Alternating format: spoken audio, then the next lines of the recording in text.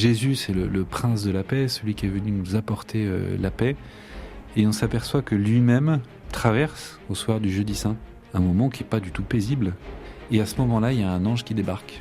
Et là, il bénéficie de la consolation, qui pour moi est une œuvre de pacification de l'âme.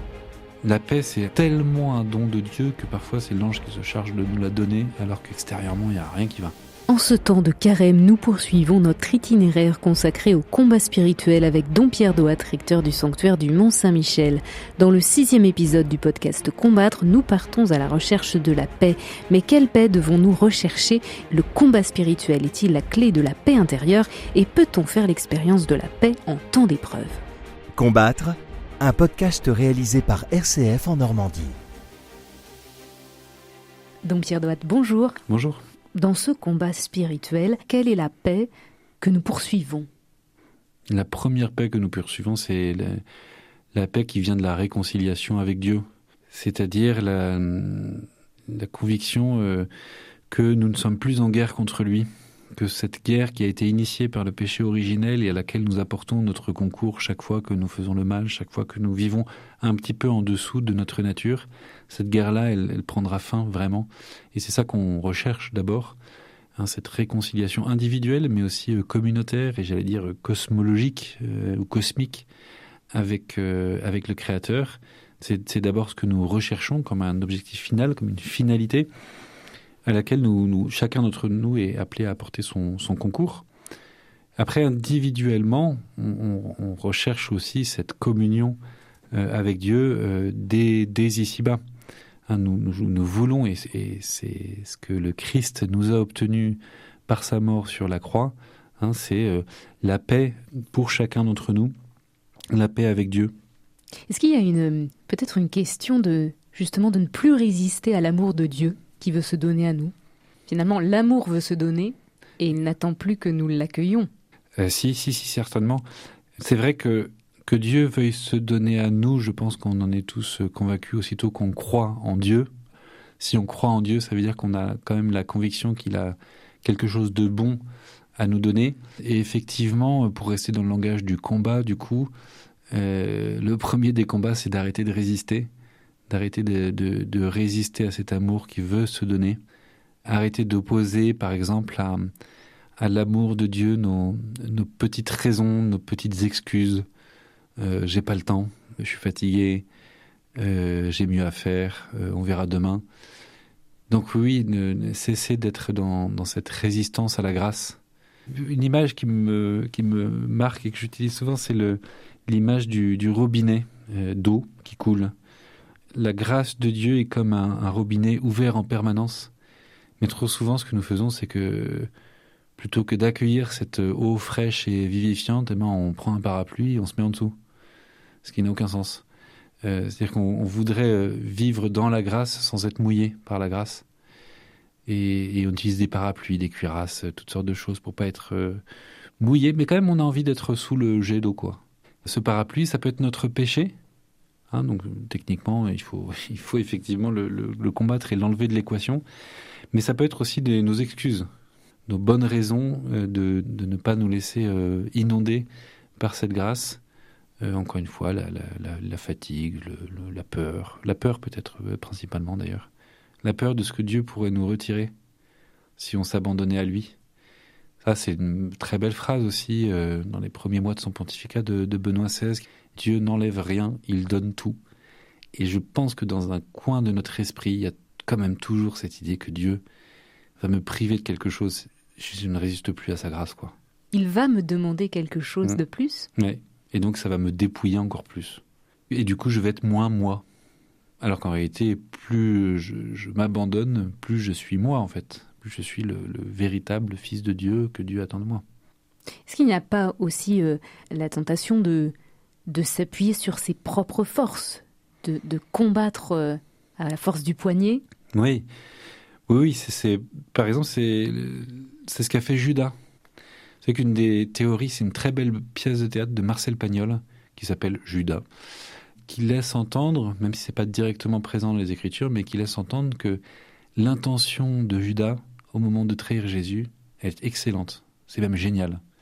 Il se dit, en fait, je vais pousser Jésus a montré sa puissance en le livrant aux mains des païens, en le livrant aux mains des Romains, en le livrant aux mains du Sanhédrin, etc.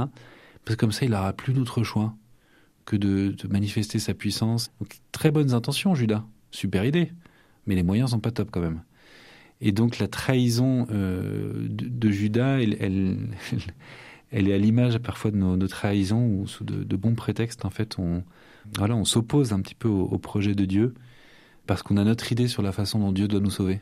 Judas, il a son idée sur la façon dont Dieu doit le sauver et sauver son peuple.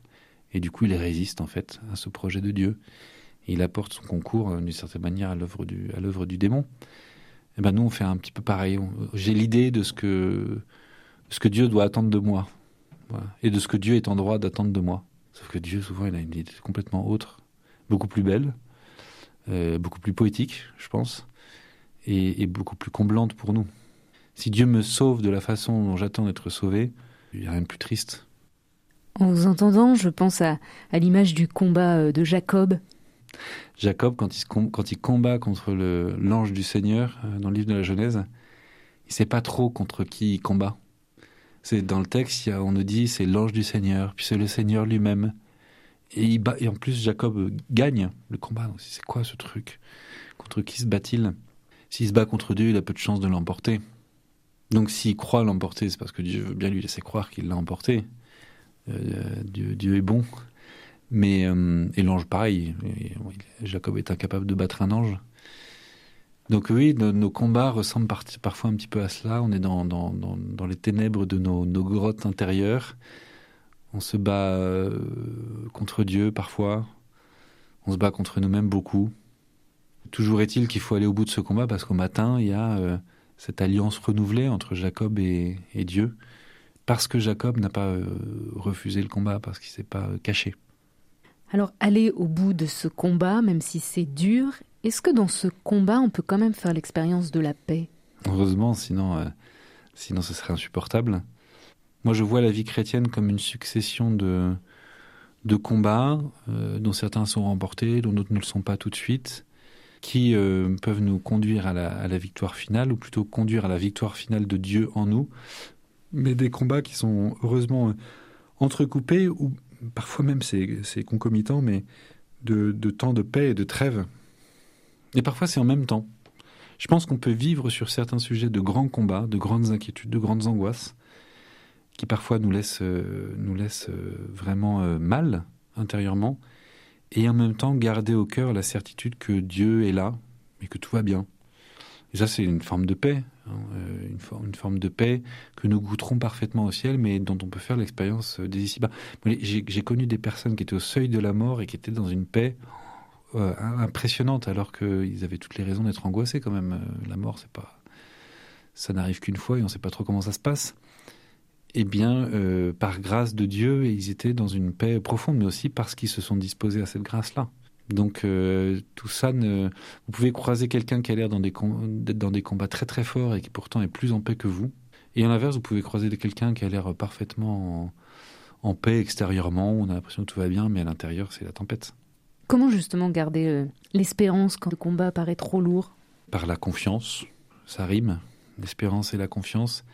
Dans Sagesse d'un pauvre, d'Éloi Leclerc, il y a un passage, j'espère ne pas le trahir parce que ça fait très longtemps que je ne l'ai pas lu, mais qui m'a beaucoup marqué, c'est Saint François d'Assise. Vous savez qu'à la fin de sa vie, il a été mis à l'écart de son ordre, exilé sur une île, où il vivait dans une pauvreté. Alors ça ne devait pas lui coûter beaucoup, il avait l'habitude, mais d'une pauvreté humaine et sociale très profonde, etc.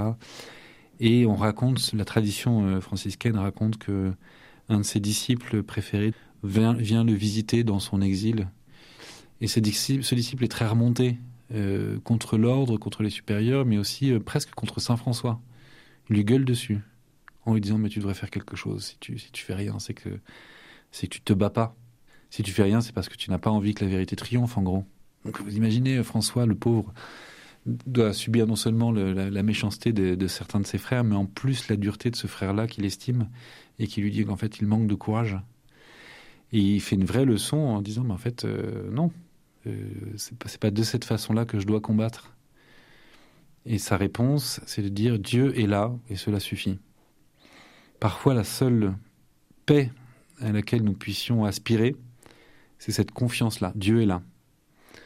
Ça ne veut pas dire que la vie de François, en moment où il disait ça, était rose et facile et joyeuse, etc. Je pense qu'il était dans une profonde détresse. Mais il a réussi à s'accrocher à cette confiance-là qui lui permet de conserver l'espérance, en fait. On parlait de la paix comme but du combat spirituel, comme but final, mais aussi la paix que l'on retrouve heureusement dans ce combat. Est-ce que c'est aussi cette paix qui nous permet, lors de ce combat, de poser des actes forts, de prendre des décisions? Il faut se retrouver aussi dans cette paix intérieure pour poser des actes justes. Oui, saint Paul parle de la paix comme d'un signe de la présence de l'Esprit Saint et de l'action de l'Esprit Saint, la paix avec la joie, avec d'autres fruits.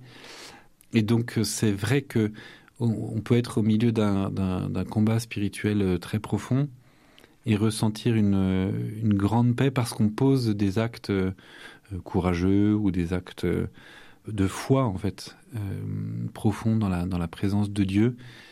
Et c'est réconfortant de faire l'expérience de cette paix au milieu du combat spirituel. De dire, bon, ça veut dire que je suis sur la bonne route et que je ne suis pas en train d'errer.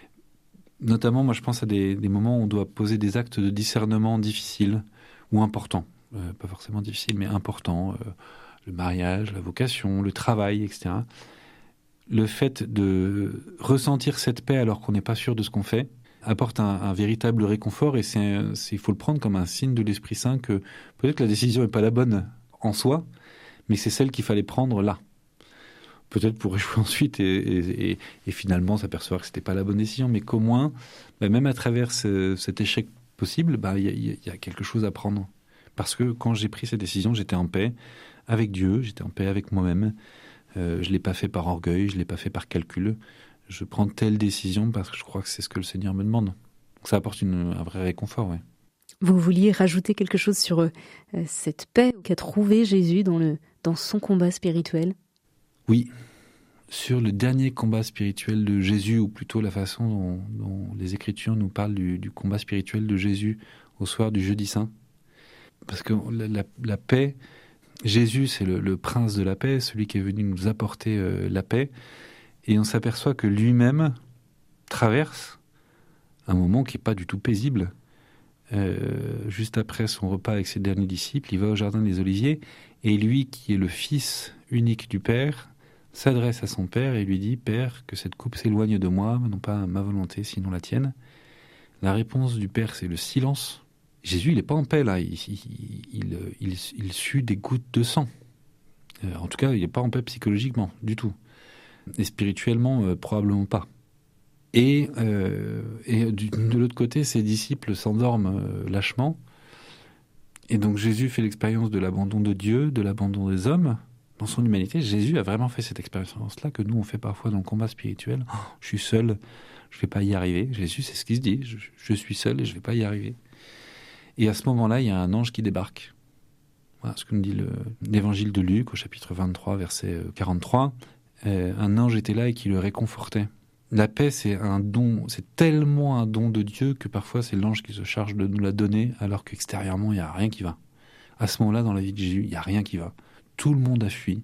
Ses disciples l'ont trahi, ils s'endorment, etc. Et il se sent même abandonné du Père.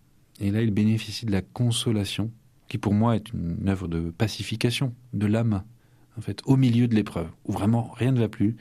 Eh bien, je pense qu'à ce moment-là, Jésus, dans son humanité, fait l'expérience de cette paix dont on parle, cette paix au milieu de la tempête. Là, Jésus la vit à ce moment-là, à ce moment où il est consolé par l'ange. Merci beaucoup, Dampierre Douat. On se retrouve une dernière fois la semaine prochaine pour parler du combat ultime, le combat du Christ qui a déjà remporté la victoire. Merci beaucoup. Merci.